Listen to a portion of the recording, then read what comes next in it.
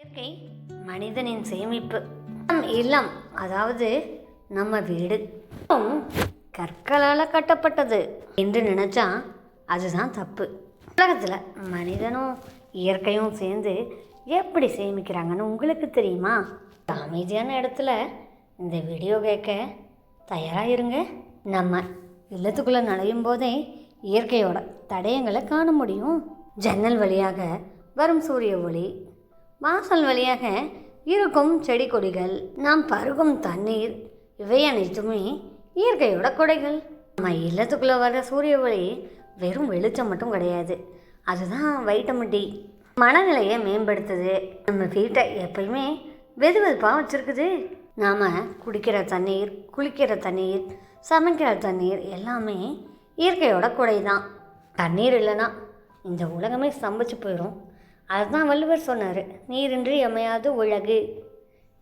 நாம் சுவாசிக்கும் காட்டு அப்படியே மெதுவாக ஜன்னல் வழியாக உள்ளே வருது. அப்படி வரலனா நம்ம மூச்சு விட முடியுமா என்ன? ஆனால் அப்படிப்பட்ட இயற்கைக்கு நாம் இப்போ என்ன செஞ்சுருக்கோம்? வீட்டு வாசலில் செடியை வளர்க்குறோமா? மொட்டை மாடியில் செடியை வளர்க்குறோமா? அப்படியே செடியை வளர்த்தாலும் அது நம்ம பாதுகாப்புக்கு தான். இல்லத்தில் சேமிப்பு என்பது வெறும் பணம் மட்டும் இல்லை, ஆரோக்கியம், இயற்கை எல்லாத்தையுமே நம்ம சேமிக்கலாம். இயற்கை வளங்கள் சேமிக்காமல் வச்சுருந்தா இன்றைக்கி குடிக்கிறதுக்கு ஏது தண்ணி? நாம் குடிக்கலைன்னா நாரி போயிடுவோம்ல. தேவையற்ற வேலைகளை செய்யாமல் இருந்தால் நேரம் சேமிக்கப்படும். 24 hours ஆன்லைனில் இருக்க தேவையில்லை. நம்ம ஆரோக்கியத்தை சேமிக்க சத்தான உணவு, உடற்பயிற்சி இதையெல்லாம் நம்ம சேமிக்கலாம், தப்பில்லை. அதே போல் இல்லத்தில் சேமிப்பு என்பது ஒரு கூட்டு முயற்சி. தனிப்பட்ட ஒருவனால் மட்டும் எந்த ஒரு மாற்றத்தையும் கொண்டு வந்துட முடியாது. வீட்டில் இருக்க மொத்த குடும்பமும் சேர்ந்து சேமிக்க ஆரம்பித்தாதான், அதாவது இயற்கையாயினும் சரி, பணமாயினும் சரி, எல்லோரும் சேர்ந்து செஞ்சால் அது சக்ஸஸ் தான். ஒரே நிமிஷம் அது இதுன்னு சொல்லி மழை நீரை சேமிக்க மறந்துடாதீங்க. போல் வீட்டில் தேவையில்லாத லைட்டெல்லாம் எரிய விடாதீங்க. எரிசக்தி சேமிப்பு என்பது மிகவும் முக்கியம்.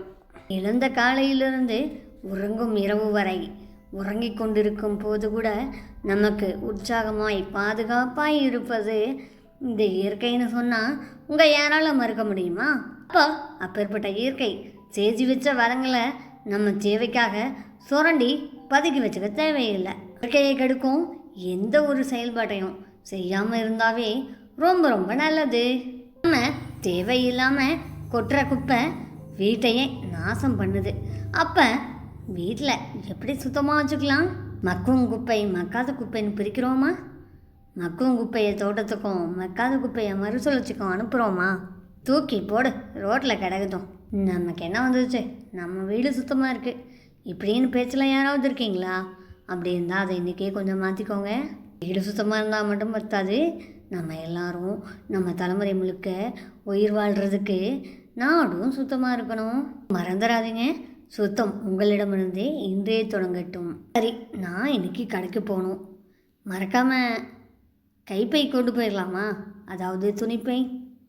ஒருவேளை மறந்துட்டு போயிட்டா கடைக்காரர் கேரி பேக் கொடுப்பாரு. அந்த கேரி பேக்கை கொண்டாந்து வீட்டில் குளிச்சு வச்சு நெருப்பில் போட்டு பொசுக்குனா மூச்சடைஞ்சு போகுதில்லை. அதனால் ஓசோன் கூட ஓட்டையாகுமா? அப்படி ஓசோன் ஓட்டையாச்சுன்னா சூரியனோட ஒளி நம்மளை நேராக தாக்க ஆரம்பிச்சிருமா? இப்போயே வெயில் தாங்க முடியல, அப்புறம் இன்னும் சூரியன் நம்மளை தாக்குனா நம்ம நிலைமை என்ன ஆகுது? யோசிச்சு கூட பார்க்க முடியல. அதனால் நெகிழியை தவிர்ப்போம். இஸ்காரண்ணே கொஞ்சம் நின்றுங்க. எங்கள் வீட்டில் தேவையில்லாத புத்தகங்கள், கண்ணாடி பாட்டில்கள், இந்த மாதிரி பொருளெல்லாம் இருக்குது. கொஞ்சம் இதை வாங்கிக்கிட்டு எனக்கு கொஞ்சம் பணம் தரீங்களா, இல்லை ஐஸு தரீங்களா இப்படின்னு நிறைய கிராமங்கள் நடக்கும். கண்ணாடி பாட்டிலும் பழைய புத்தகங்களும் எங்கே போகுது தெரியுமா? மறுசுழற்சிக்கு, ரீயூஸ் பண்ணுறதுக்காக தான் எடுத்துகிட்டு போகிறாங்க. இல்லம் என்பது கோயில், அதில் மனுஷனும் இயற்கையும் இணைஞ்சு வாழ்கிறாங்க. நாம் இயற்கையை பாதுகாத்தா இயற்கை நம்மளை நிச்சயமாக கண்டிப்பாக பாதுகாக்கும். விட்டுட்டு இயற்கையை அழிச்சிட்டோம் அப்படின்னா நம்ம இங்கே இருக்க போகிறதே இல்லை. அதுதான் உலகம் அழிஞ்சுக்கிட்டே இருக்குல்ல. இதை விட வேறு ஏதாவது சாட்சி உங்களுக்கு வேணுமா? அதனால் இயற்கை மீது அன்பு வையுங்க. எது செய்யணுமோ அதை செய்யுங்க, எதை செய்யக்கூடாதோ அதை செய்யாதீங்க. இயற்கை நமக்கு எந்த கெடுதலையும் செய்யலை, நாமளும் இயற்கைக்கு எந்த கெடுதலும் செய்யக்கூடாது. இந்த வீடியோ உங்களுக்கு பிடிச்சிருக்குல்ல, மறக்காமல் லைக் பண்ணுங்கள். உங்கள் நண்பர்களுக்கு இயற்கையை பற்றி புரிய வைக்க ஷேர் பண்ணுங்கள். வேலை இப்போ தான் தேநீர் கதைகள் தோழி தமிழ் சோஷியல் ஹப்பில் வீடியோ பார்க்குறீங்க அப்படின்னா எனக்கு ஒரு சப்போர்ட்டாக ஒரு சப்ஸ்கிரைப் கொடுங்க. இன்னும் இயற்கையை பற்றி நம்ம ஆழமாக பேசலாம், நிறைய இருக்குது. ஆனால் நம்ம தான் ஒரு 3 நிமிஷம் 4 நிமிஷத்துக்கு மேலே வீடியோ பார்க்க மாட்டோமே. அதனால் பார்ட் 2 பார்ட் 1 பிரிச்சாச்சு. உங்கள் வசதி தான் எனக்கும் முக்கியம். அதனால் அடுத்த வீடியோவில் சந்திக்கலாம். இயற்கையை பாதுகாப்போம், இன்பமாய் வாழ்வோம். சித்துக்கும் தமிழோடு திகட்டாத தேநீரோடும் மீண்டும் உங்களை சந்திப்பது தேநீர் கதைகள் தோழி தமிழ் சோஷியல் ஹப்.